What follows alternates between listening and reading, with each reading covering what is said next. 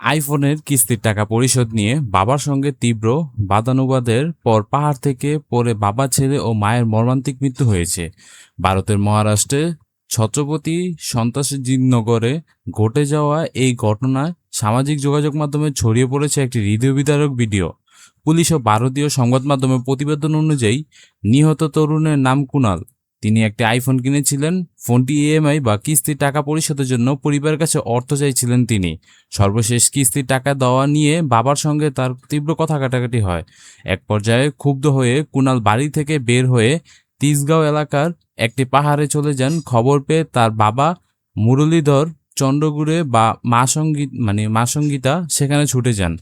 স্থানীয় কয়েকজন মানুষ তাদের সঙ্গে যোগ দেন। প্রায় 3 ঘন্টা ধরে কুনালকে পাহাড় থেকে নিরাপদে নামিয়ে আনার চেষ্টা করা হয়। তাকে বিভিন্নভাবে বোঝানো হচ্ছিল যেন তিনি কোনো ধরনের বিপজ্জনক সিদ্ধান্ত না নেন।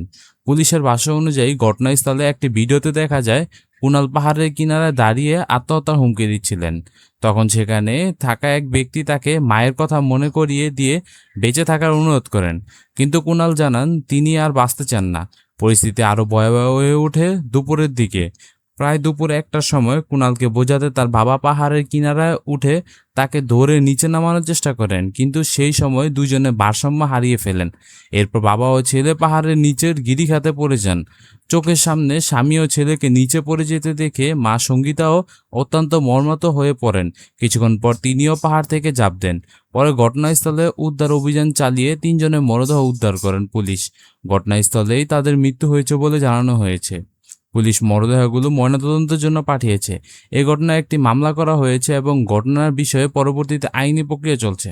মাত্র একটি আইফোনের কিস্তির টাকা নিয়ে শুরু হওয়া পারিবারিক বিরোধ কিভাবে এত ভয়াবহ পরিণতি এনে দেখলো এই ঘটনা তা আবার সামনে নিয়ে আসছে।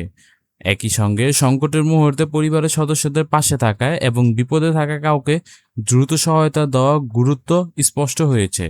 তবে সামাজিক যোগাযোগ